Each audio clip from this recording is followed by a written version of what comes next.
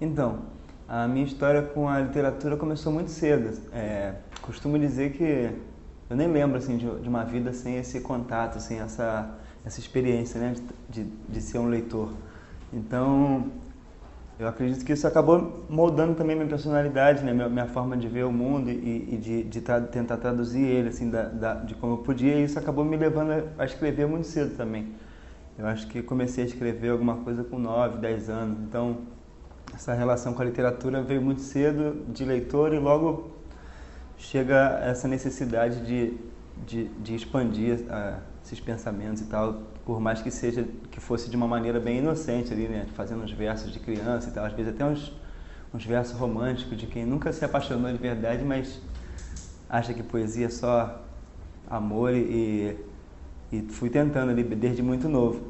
Então, quando eu comecei a ler, eu lia muito quadrinho, era a coisa que eu mais lia. Depois eu tive contato com os best-sellers da minha época, assim, né? Que era o Dan Brown, o John Green, e eram livros que sempre tinha na casa de alguém, o pessoal me dava e tal. E aí eu fui aumentando a minha frequência, assim, como leitor, ganhando fôlego maior, assim, né? Para histórias mais longas, até que eu cheguei na adolescência e tive contato com a obra do Machado de Assis através de um pacote de livros que minha irmã recebeu do Machado de Assis quando se formou no ensino fundamental. E aí eu comecei a ler aqueles livros. Na época tava rolando aquela minissérie Capitu e estava todo mundo falando sobre Machado de Assis, falando sobre Dom Casmurro.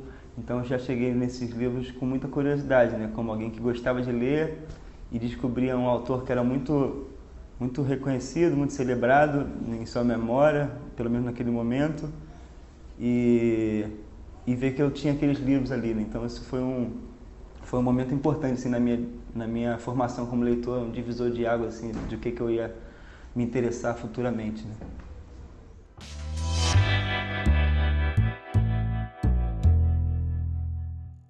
Eu acho que o livro está sendo bastante lido por alguns motivos, assim. Um deles é que eu acho que ele é um livro muito estranho para muita gente e é um livro muito próximo para outros, assim. E isso acaba aproximando, não aproximando, mas despertando o interesse de ambos os perfis, né? Tanto do que lê e se sente representado ali por estar encontrando na literatura uma língua próxima ou uma vivência próxima, uma experiência de vida próxima, e eu acho que desperta interesse em quem está distante dessa realidade justamente por isso, pelo estranhamento, por quanto é distante esse tipo de história, esse tipo de linguagem. Então eu acho que esse é um dos pontos principais assim, para o livro tá sendo bastante lido. Agora, outra coisa que eu acho que contribui também para o público ser vasto, assim, né, ser bem múltiplo, é o livro tratar de muitas questões universais, assim, né, que eu acho que é o grande barato dele chegar em cidades muito distantes, como Belém, como Santa Catarina, enfim. São cidades que vivem numa realidade completamente diferente da realidade retratada no livro, e ainda assim as pessoas me falam que se identificaram com uma coisa ou com outra. Então eu acho que essa coisa de tratar de temas universais como o medo, a raiva, a amizade, a alegria, enfim, esses temas eu acho que acabam ajudando a aproximar, a criar uma identificação onde talvez olhando por alto parecesse impossível, assim. Eu lembro que teve uma menina nova, assim, que mora em Fortaleza, e me mandou uma mensagem falando que adorou o livro e que o conto que ela mais gostava era o Estação Padre Miguel. E eu fiquei, pô, uma menina saindo da adolescência agora, mora lá no Nordeste, longe pra caramba daqui, e se identifica justamente com esse conto, que eu acho talvez o mais distante da realidade dela e tal. Então eu fico pensando muito nisso, assim, nesses sentimentos que perpassam todas as classes sociais, todas as cores, que por serem universais mesmo.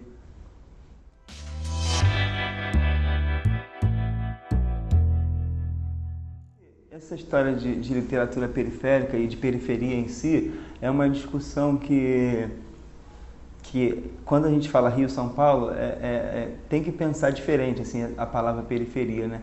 Porque aqui em São Paulo eu sinto que a periferia, ela realmente é a periferia por estar longe do centro, né? No Rio, não sei se essa definição cabe tanto, pelo menos nas favelas onde eu moro, assim, hoje em dia eu moro no Vidigal, mas morei bastante tempo na Rocinha, são favelas que estão na região central da cidade, não na região central, mas estão na zona sul, próximo do centro, e onde está boa parte do comércio, da indústria ali e tal.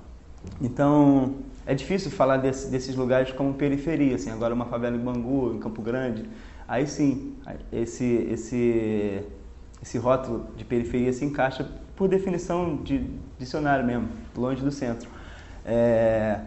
Então, eu me considero um escritor de favela, assim, e não tem nenhum motivo especial para isso. A razão disso, na verdade, é porque eu cresci nesse universo, é um universo que eu conheço e me interessa, e então escrever sobre ele acabou sendo... não foi natural, porque teve todo um processo de aprendizado, de direcionamento do olhar para essas realidades e para essa linguagem que antes eu não tinha, assim. Como eu comecei a ler muito cedo, eu tinha contato com literatura estrangeira e depois uma literatura brasileira, mas muito voltada para ciclos pequenos burgueses, assim, né? Então, eu não sabia, eu simplesmente não conseguia enxergar onde eu morava como objeto de literatura, assim, né? Aquelas histórias, para mim, elas simplesmente não passavam na minha cabeça que podiam virar um livro. E quando eu participei da FLUP e vi vários autores fazendo isso e a potência que isso tinha, aí sim eu comecei a prestar atenção nesses lugares, na minha volta e no que estavam me dizendo, no que as pessoas estavam sentindo. E a partir desse momento, quando eu desperto esse olhar, escrever sobre isso é muito natural, assim. Hoje em dia eu posso dizer que vem com naturalidade essas histórias porque eu estou atento para elas, assim, né?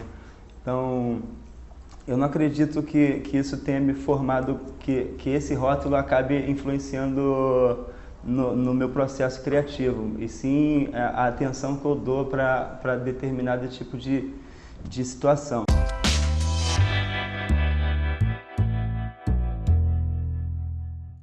Isso foi um movimento pensado, assim, usar uma gama grande de personagens e de linguagem também para poder mostrar que são universos complexos, assim, que abrigam vários tipos de personalidades, de leituras de mundo, de maneiras de traduzir esse mundo com palavras e tal. Então, eu acho que trazer esses personagens diversos, com problemáticas diversas, questões diversas, assim, acaba tirando um pouco do estereótipo do favelado, assim, porque aí você chega próximo dele, né? Muitas pessoas me perguntam, às vezes, se eu tenho medo de um dia cair no estereótipo, né? E eu não tenho medo nenhum, porque eu sei que quando você está próximo não existe estereótipo, né? Quando você está próximo, você vê que as pessoas são complexas e se você tentando analisar aquilo ali, eu tento pelo menos passar um pouco dessa margem, assim, de complexidade e de individualidade também, né? Porque senão fica todo mundo no mesmo bloco. O favelado fala assim, o preto fala assim, o indígena fala assim, e não é verdade, assim. Todo mundo é construído por um mundo que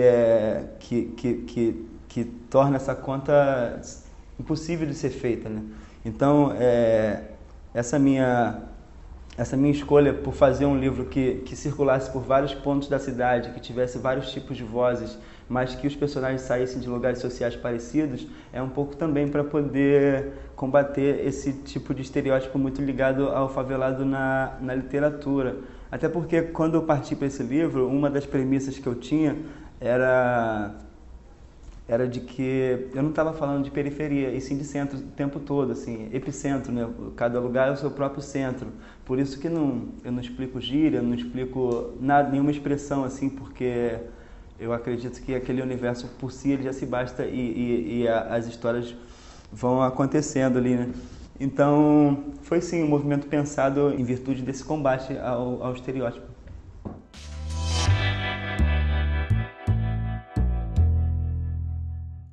Esse recurso de suspensão dos finais, assim, deles quase, na grande maioria das vezes, não terem um final definido, vem pelo motivo de eu achar que o importante, na verdade, era falar sobre o tema da história, assim, né? Quando eu falo do Roleta Russa, por exemplo, Eu não quero falar, eu não quero, não faço nenhuma questão de dizer se o pai descobriu ou não que ele pegou a arma.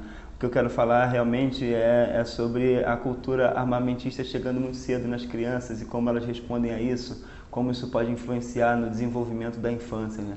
Então, o final ele funciona ali para poder ter uma veia de tensão e de alguma forma sustentar esse conto que trata dessas ideias, mas ele de longe não é o meu tema principal, assim, o que me interessava. E isso em outros contos também, como no Espiral, assim, e tem uma coisa que eu acredito nas histórias, que quando você resolve o final, assim, parece que aquilo está resolvido mesmo, assim, acabou aquela história e tal, foi isso ou foi aquilo. E eu não queria, e não me interessava dar esse tipo de conclusão, porque o que eu queria dizer era, eu estou querendo falar sobre temas que ainda estão em aberto, que ainda precisam ser discutidos, que ainda estão sendo vividos por muitas pessoas.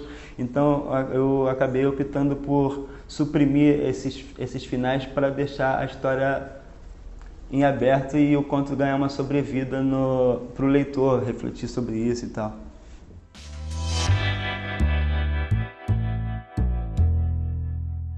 Bom, a violência é constante no meu livro, acho que por ela ser uma constante no nosso mundo, assim, né, na nossa sociedade. É até uma discussão que eu entro algumas vezes, que muitas vezes parece que para a grande mídia e para os seus reprodutores de discurso, assim, parece que a violência é uma coisa que é centrada na favela, né? Que ela nasce ali, né? Mas na verdade a violência está no mundo, assim como a favela que faz parte do mundo vai chegar a violência ali, enfim, de qualquer jeito. Então, como eu enxergo essa constante em qualquer lugar que eu vou, então isso é um tema que está sempre na minha cabeça. Agora, quando eu faço a escolha de usar da violência psicológica muito mais do que a própria violência física, é porque é realmente o tipo de coisa que eu vejo mais por aí, sabe? Somos um país racista que não tem racistas, por exemplo. Ninguém se assume racista. Somos um país homofóbico, mas que no carnaval o cara se veste de mulher e fica e meio que, sei lá. Então essas contradições todas, elas estão num campo de violência que atinge determinados grupos, mas elas estão veladas a um tipo de estilo de vida brasileiro de negar essas coisas, assim, né? Somos mestiços, somos todos não sei o quê, somos todos não sei o que lá, e quando na verdade os números e as estatísticas comprovam o contrário, né? Então eu acho que eu faço essa escolha de usar a violência psicológica, eu acho que por acreditar que a violência física, ela deriva de uma série de violências psicológicas que vão acontecendo até explodir no momento dela se concretizar de fato, como por exemplo o discurso de ódio que alimenta o homofóbico que um dia vai tomar coragem para agredir alguém na rua, enfim. Então eu enxergo muito essa violência psicológica como um motor assim, para o que a gente vai ter de violência concreta, física. E aí, não sei, assim, acho que foi uma escolha natural por ser uma coisa que eu venho observando já há alguns anos.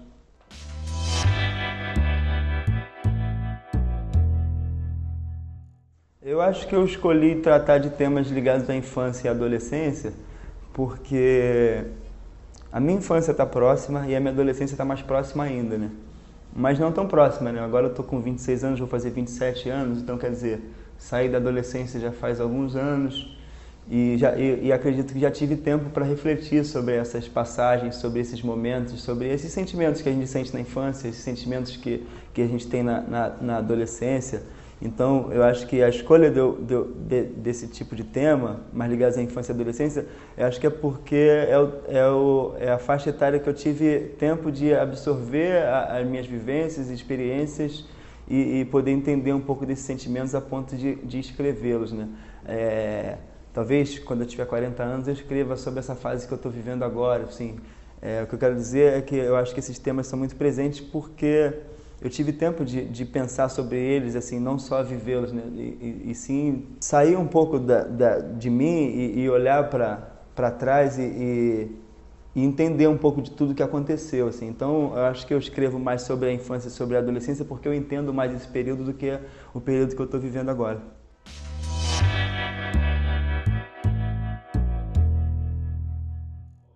Eu acho que a primeira dica que eu posso dar para um professor que quer despertar o aluno, o interesse do aluno pela leitura, é que ele conheça esse aluno, né?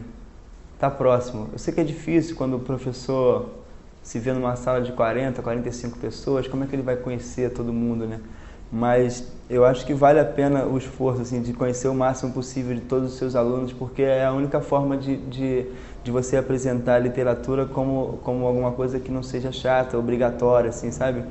Porque se você conhece o aluno, você sabe mais ou menos a gama de interesse dele, você consegue despertar o interesse dele através disso, né? Você fala, você gosta de grafite, tem um conto que fala mais ou menos disso, daquilo e tal.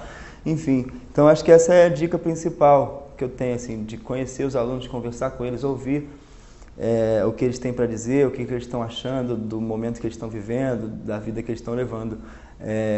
O livro está sendo bastante trabalhado em sala de aula e eu acho que uma das coisas interessantes que tem nisso é imaginar a figura do professor sendo desconstruída na frente do aluno, assim, mas desconstruída no bom sentido, né? Porque quando você tem uma aula e a sua professora, de repente, você sempre enxergou como alguém distante, que vem de um lugar social diferente, que vem de vivências diferentes e tal, você pega aquela professora e ela está falando uma linguagem parecida com a tua, no caso dos professores que leem os contos em voz alta, e isso é uma coisa que eles sempre falam, li para os meus alunos e tal. Aí uma professora de 60 anos fala que leu para os alunos dela, eu fico imaginando qual é o impacto de um adolescente ver aquela professora de 60 anos lendo o rolezinho, por exemplo, todas aquelas gírias, todos aqueles palavrões, toda aquela língua que eles estão acostumados e que a gente está falando na rua. Então, quer dizer, é também uma forma de aproximação do aluno para o professor, assim. A maior coisa que a gente pode fazer para aproximar os alunos da literatura é realmente estar próximo deles, antes de tudo, saber o que eles estão pensando, vivendo, porque daí você consegue indicar coisas boas. Meu desenvolvimento de leitor veio muito disso, assim. Algumas pessoas me indicaram muitos livros e todos eles, depois que eu já estava mais interessado em literatura, quando eu já estava mais interessado em pesquisar esse campo, entender e trabalhar com ele, então eu tive muitos mestres, assim, que não foram meus professores formais, mas que foram pessoas que me formaram na minha profissão, pessoas que sabiam meu campo de interesse e a partir dali tiravam alguma leitura que sabiam que iam acrescentar nesse ponto. Os eventos que eu venho participando de divulgação do livro, ele está sempre cheio de professores, alguns deles levam até os alunos e tal, tem sido super bonito e o retorno tem sido positivo, assim, de ambas as partes. A maioria dos colégios que estão trabalhando o meu livro, a maioria não, mas a maioria dos que eu tenho retorno são escolas públicas. Então os professores vêm muito me falar como a identificação com os personagens, com a linguagem usada em alguns contos, como aquilo aproximou, despertou o interesse dos alunos e já me entregaram até texto de alunos que disseram que começaram a escrever depois de ler o livro e tal. Então esse retorno tem sido super bacana. E agora eu também recebo algum retorno de escolas particulares que estão adotando o livro como leitura do currículo lá deles de literatura, e aí é um retorno diferente, né? É um pessoal que vem e fala, pô, eles ficaram muito surpresos com a existência desse mundo e tal. De qualquer forma, é um retorno, assim, né? É uma conversa, né, que está acontecendo e eu fico feliz de ter desdobramentos e saber que ele está sendo tão usado em sala de aula e por vários campos, né? E também nas faculdades, tem sido bastante usado nas universidades, inclusive até para livro exigido para resenha crítica e tal. Então, acho que eu fico muito feliz, assim, de ver que o livro está sendo debatido e pensado, assim, né? Porque, na verdade, a gente escreve para isso, né? Para poder abrir essa conversa.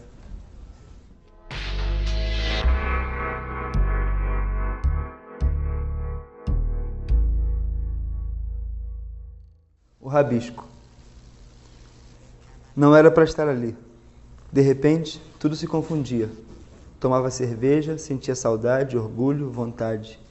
Um moleque brotou com tinta, uns papos de escolta, a bola de metal dançando na lata, um cheiro forte de adrenalina. Quando viu, já subia na direção do terraço do prédio, assustado pela mulher apavorada que gritava: "Pega, ladrão!" O moleque da tinta era mais um desses que vivem rendendo homenagem para os pichadores que são mídia, querendo salvar cigarro, serva, erva e, claro, tinta. Tudo na esperança de um dia partirem juntos para um mesmo rolé, de colocarem seus nomes na mesma marquise, beiral, janela, ou até num tintão, chapisco, portão. O que importa é estar junto, sugando fama feito um carrapato chupa-sangue. O mundo tá de saco cheio desses moleques. Fernando também. Digo Fernando porque até então tinha ficado para trás o nome que usava para tatuar a cidade. Já caminhava por 3º mês sem Sharpie, nem nome de caneta estava mandando mais. Evitava fazer o movimento das letras até com os dedos. No ônibus buscava outras distrações que não fosse olhar pela janela. Lia livros, jornais, mexia no celular, acompanhava o horóscopo nas TVs de propaganda. Mudava sua relação com a cidade na intenção de não ficar instigado, escoltando picos, marolando numa pá de nome foda que atravessam seus caminhos. Desde que nasceu Raul, seu filho, Fernando fez de tudo para mudar o rumo. Parada difícil. Lutar contra os instintos. Não queria mais querer pegar aquele topo em tal lugar, nem ser reconhecido como maluco de exposição nas reús ou ser chamado para assinar por aquela sigla que é relíquia. Queria mesmo se preocupar com a cria, em se manter vivo, presente. Mas para isso, ele sempre soube, precisava deixar o Sharpie de lado, deixar morrer o personagem que ergueu com cara e coragem. Ou então, no mínimo, se arriscar menos, pegar as paradas no baixo, fazer um rolê mais tranquilo, o que no fim das contas significa uma morte muito pior.